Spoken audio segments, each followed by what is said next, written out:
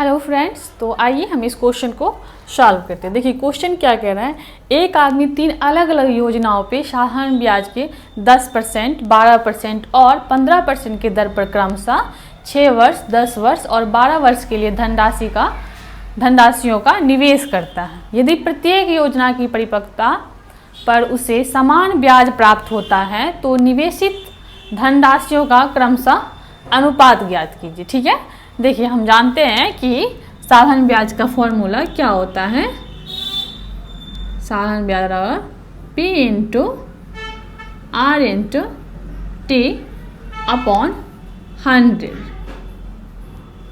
ठीक है, देखिए हम पहले भी बात कर चुके हैं कि इसमें क्या रहेगा ना, कभी आपको, ठीक है, 4 केसेस में क्या रहेगा, कभी आपको, ठीक है, साधारण ब्याज दिया रहेगा, रेट दिया रहेगा, टाइम दिया रहेगा और मूलधन आपसे पूछेगा। ठीक है, कभी क्या रहेगा, आपको क्या कहते हैं, मतलब मूलधन भी रहेगा, रेट भी रहेगा, टाइम भी रहेगा और साधारण ब्याज पूछेंगे। ठीक है, तो कभी क्या रहेगा कि रेट रहेगा, मूलधन रहेगा, साधारण ब्याज रहेगा और टाइम पूछ रहेगा। तो मतलब ऐसे ही घुमा फिरा के यही 4 केसेस में से एक केसेस आपसे पूछे जाएंगे। ठीक है, तो यहाँ पे क्या है, देखिए दर दिया हुआ है, ठीक है, वर्ष भी दिया हुआ है, दर भी दिया हुआ है, वर्ष भी दिया हुआ है और साधारण ब्याज का भी इंफॉर्मेशन में मिल रहा है।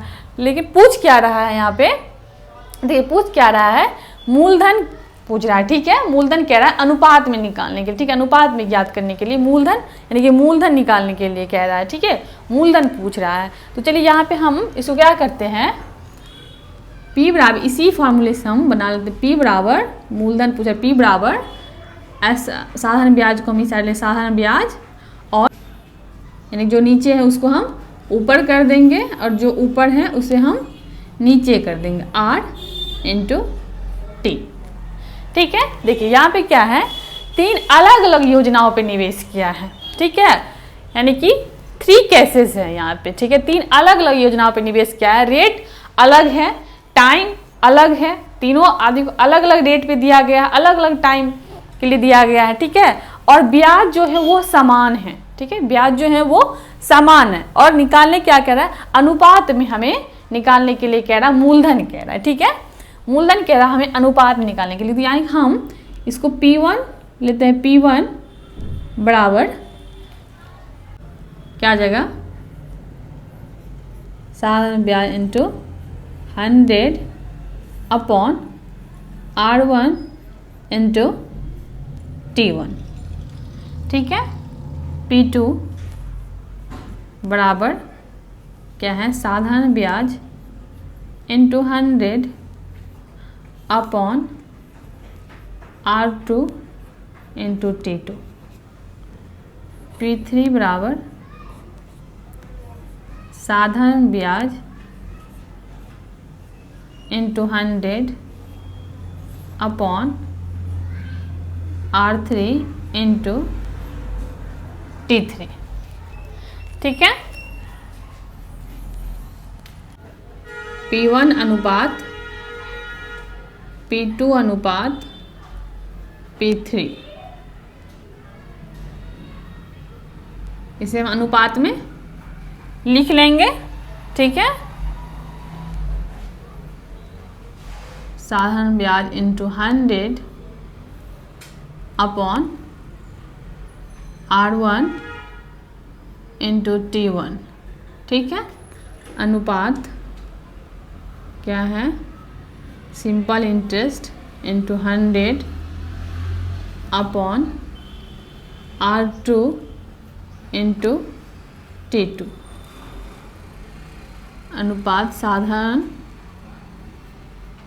ब्याज into 100 upon R3 into T3। देखिए दिया हुआ है कि साधारण ब्याज जो है वो क्या है, समान है। ठीक है, क्या दिया हुआ है, साधारण ब्याज जो है वो समान है। ठीक है, इसलिए हमने साधारण ब्याज को 1 2 3 नहीं लिए। ठीक है, इसीलिए हमने साधारण ब्याज 1 2 3 नहीं लिए। ठीक है, लेकिन रेट जो है वो अलग अलग है ना, रेट जो है वो अलग अलग है और वर्ष भी जो है यानी कि टाइम जो है वो भी अलग अलग है, ठीक है। इसलिए हमने R1, T1, R2, T2, R3, T3 लिया है, ठीक है। देखिए, जब भी रेशियो निकालना हो, जो चीज़ें तीनों में हो उसे हम हटा सकते हैं, ठीक है। जब भी हमें रेशियो निकालना हो, जो चीज़ों तीनों में हो, जो भी चीज़ तीनों में हो उसे हम हटा सकते हैं, ठीक है। या ऐसे समझिए कि समान नंबर से मल्टीप्लाई करने से या डिवाइड करने से रेशियो नहीं बदलता है, ठीक है। तो हम क्या करेंगे, P1 अनुपात P2 अनुपात P3 बराबर, हम यहाँ पे क्या लिखेंगे, 1 अपॉन क्या है, यहाँ पे देखिए हम देख लेते हैं, यानी कि R1 क्या है, 10% है, ठीक है।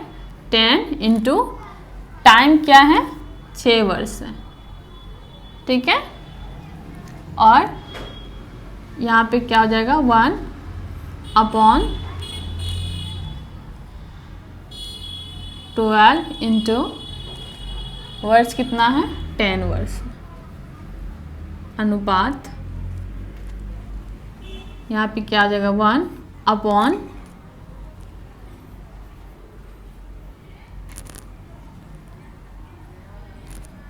12 वर्ष,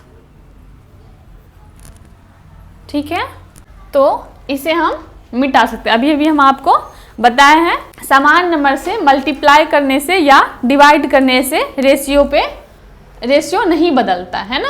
यहाँ पे साधारण ब्याज समान है ना। तो इसे हम क्या करते हैं, इसे हम हटा सकते हैं, ठीक है। ये हमने आप लोगों को समझाने के लिए लिखा था, इसे हम हटा सकते हैं। यहाँ पे कंफ्यूज नहीं होना है कि हमने क्यों हटाया। हम अभी आपको बताए हैं समान नंबर से मल्टीप्लाई करने से या डिवाइड करने से रेशियो नहीं बदलता है, ठीक है।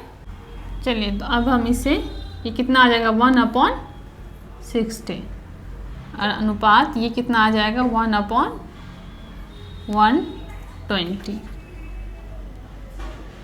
ये कितना आ जाएगा,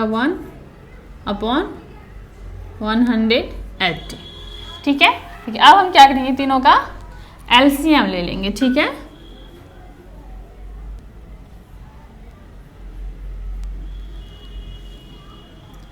किसका एलसीएम ले लेंगे हम,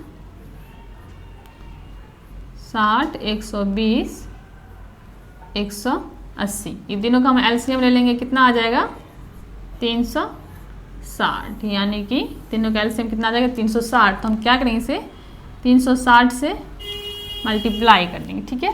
जैसे हम 360 से मल्टीप्लाई करेंगे तो कितना आ जाएगा, ये 6:3:2, ठीक है। कितना आ जाएगा, 6:3:2। तो ये इसका सही आंसर आ जाएगा, ठीक है। तो इसका सही आंसर क्या है, सी इसका सही आंसर, ठीक है। आई होप कि आप लोग इसे अच्छे से समझ गए होंगे इस क्वेश्चन को, ठीक है। Best of luck for your next exam.